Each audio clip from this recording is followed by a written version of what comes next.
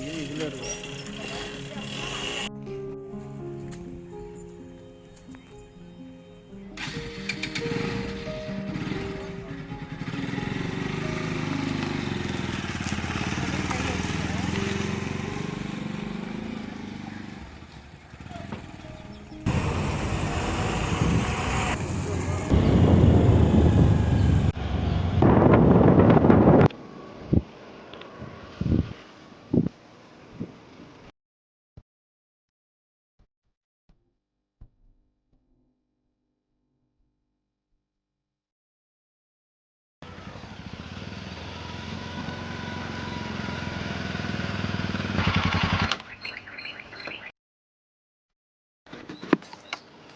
Hi, இன்றைக்கி எங்கள் குடிசாமி கோயிலுக்கு வந்திருக்கோம்.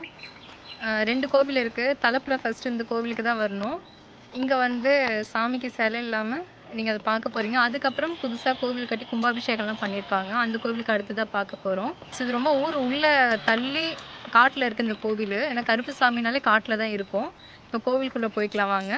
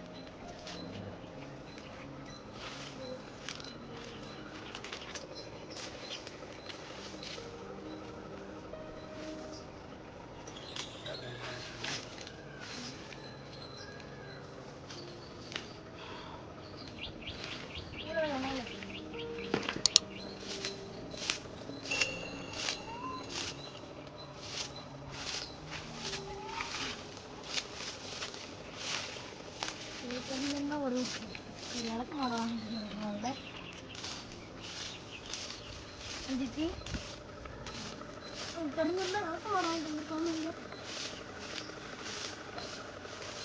காசுலாம் போட்டு அப்படியே வச்சுருக்காங்க.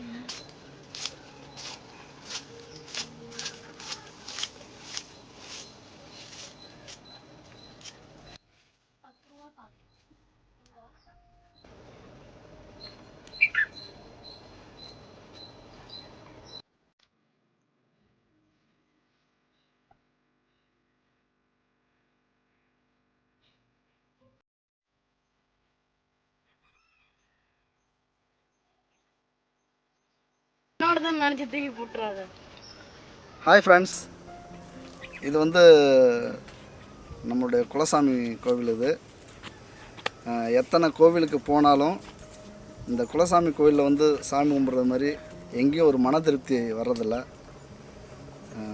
ரொம்பவே இந்த கோவிலுக்கு வந்தாலே நமக்கு ஒரு பழைய விஷயங்கள் ஞாபகத்து வரும். சின்ன பிள்ளையில் இங்கெல்லாம் சாமி கும்பிட்டு இந்த கெடா வெட்டி இங்கே படைச்சி, அதாவது நம்ம ஊரில் குலசாமி கோவில்னால் நம்ம தனியாலாம் வரமாட்டோம், மற்ற கோவிலுக்கெலாம் தனித்தனியாக போவோம். ஆனால் ஊரில் குலசாமி கோவிலுக்குன்னு நம்ம சாமி கும்பிட்றது வந்தாலோ அல்லது கெடா வெட்டி பொங்க வச்சு எல்லாருக்கும் பரிமாறி அந்த சாமி கும்பிட்ற அந்த நிகழ்ச்சிகள் கிராமத்தில் குலசாமி கோவிலில் நடக்கிற விஷயம் ரொம்பவே நமக்கு ஒரு திருவிழா மாதிரி இருக்கும் அன்னைக்கு.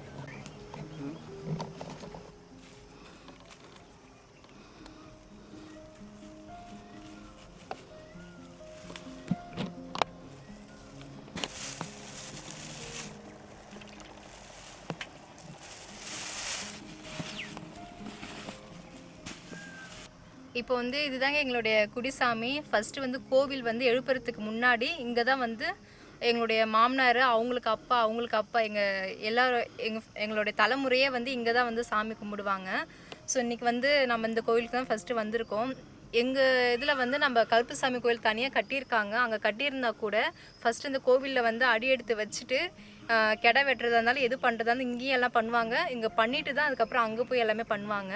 ஸோ எங்கள் சாமி பேர் வந்து இச்சிலடி கருப்புசாமி தான் எங்களுடைய சாமி. இது வந்து எங்கள் கருப்பு சாமியும் பாப்பாத்தி அம்மன், அதான் அம்மன் இதில் இருக்காங்க. ஸோ 2 சாமியும் ஃபஸ்ட்டு நாங்கள் வழிபட்டுட்டு அதுக்கப்புறம் தான் வந்து புதுசாக கட்டியிருக்கிற கோவிலுக்கு நம்ம போவோம். இதெல்லாம் பார்த்து முடிச்சுட்டு அதுக்கப்புறம் நம்ம அந்த கோயில் நான் உங்களுக்கு கண்டிப்பாக காமிக்கிறேங்க.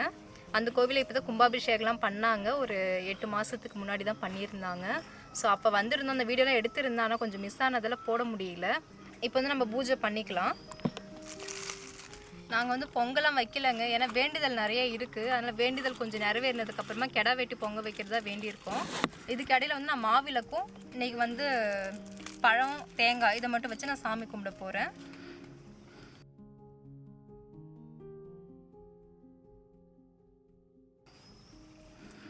கூடிய சீக்கிரமே வேண்டுதல் வந்து நிறைவேறிடும். அப்போ நாங்கள் கெடா வெட்டுறதையும் கண்டிப்பாக சீக்கிரமாக உங்களுக்கு நான் ஷேர் பண்ணுறேங்க.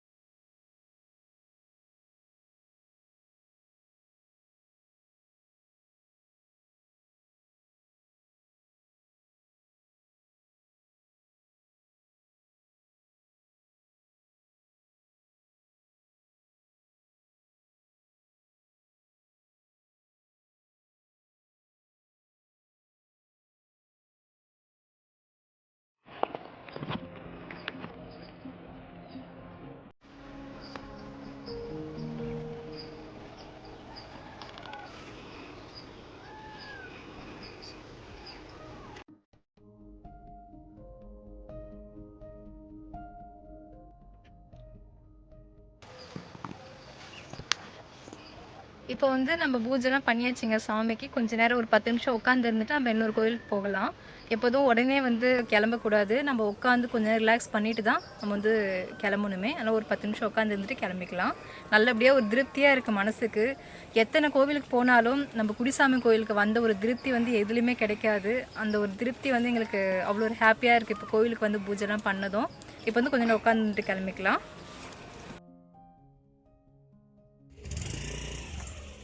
ஸோ கிளம்பியாச்சு. அந்த கோயிலுக்கு போயிட்டு நான் உங்களுக்கு காமிக்கிறேன்.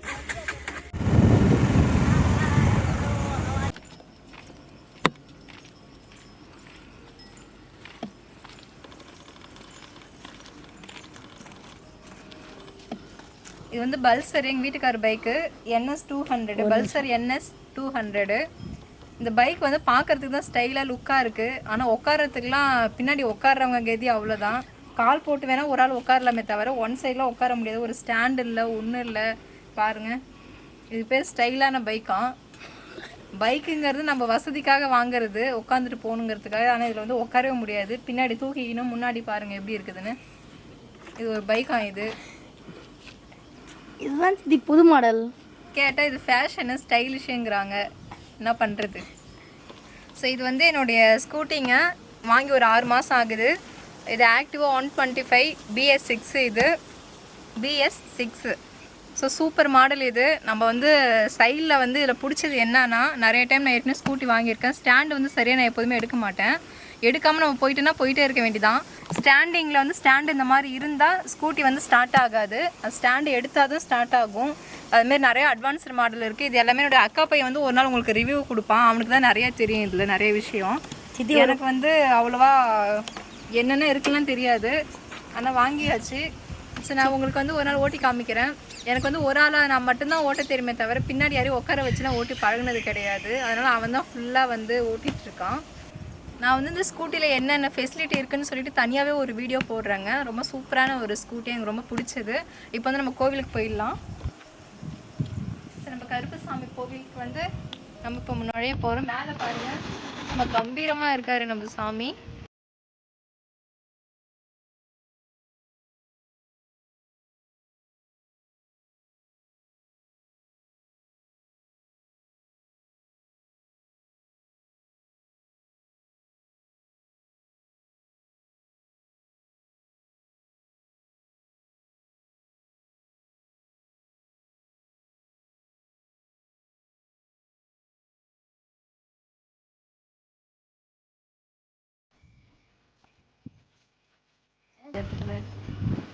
நம்ம கோவிலில் வந்து ஃபுல்லாகவே மரம், செடி, கொடி எல்லாமே வந்து நேச்சுரலான இதுதான் நிறைய இருக்கும். நம்ம இங்கே வந்தாலே மனசு வந்து அவ்வளோ ஒரு அமைதியாக ரிலாக்ஸாக இருக்கும். அந்த காற்று, இந்த சூழ்நிலாம் வந்து இங்கே வந்து பார்த்து தான் தெரியும். இந்த கோவிலில் வந்து ஒரு காலடி எடுத்து வச்சிட்டாலே நம்ம மனசில் இருக்கிற பாரம் எல்லாமே குறைஞ்ச மாதிரியான ஒரு ஃபீல் கண்டிப்பாக வந்துடும்.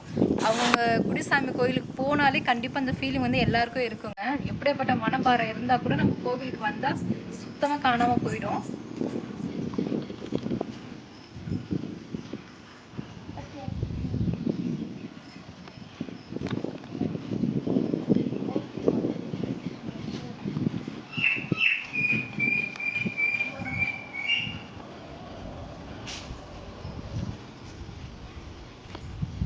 கோவிலுக்குள்ள வந்தாலே ஏதோ புத்துணர்ச்சியா இருக்கு, ரிலாக்ஸா இருக்கு அப்படி. ஸோ இவங்க தான் நம்மளுடைய HLD கருப்பு சாமிங்க. இப்போ தான் நாங்கள் கும்பாபிஷேகம்லாம் வந்து எங்கள் சாமிக்கு பண்ணியிருந்தோம். அதாவது இங்கே அந்த பேனர்லாம் இருக்க பாருங்கள், 11ஆம் ஆண்டு மகா கும்பாபிஷேகம். அதான் 2019 7வது மாதம் பண்ணியிருக்கோம். ஸோ அப்போ வந்து செம்ம கிராண்டாக அந்த ஃபங்க்ஷன் நடந்துச்சு. சுற்றி பற்றி இருக்கிற எல்லா ஊர் ஜனங்களும் வந்திருந்தாங்க கும்பாபிஷேகத்துக்கு. அவ்வளோ ஒரு சூப்பராக இருந்துச்சு அந்த ஃபங்க்ஷனு.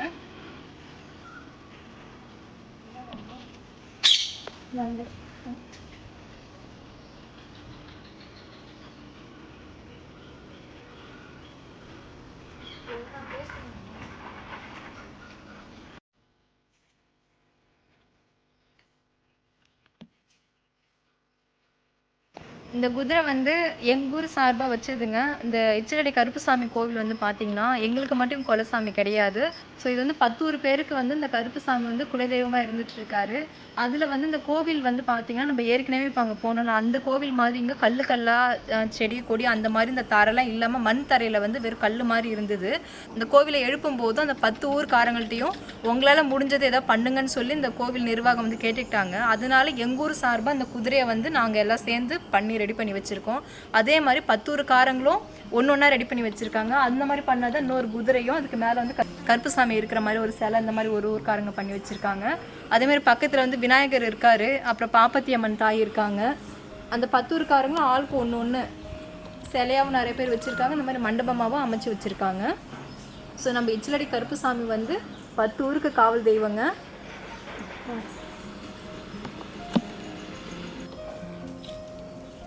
இது பாருங்கள், இது எங்கள் ஊர் சார்பாக வச்ச குதிரை.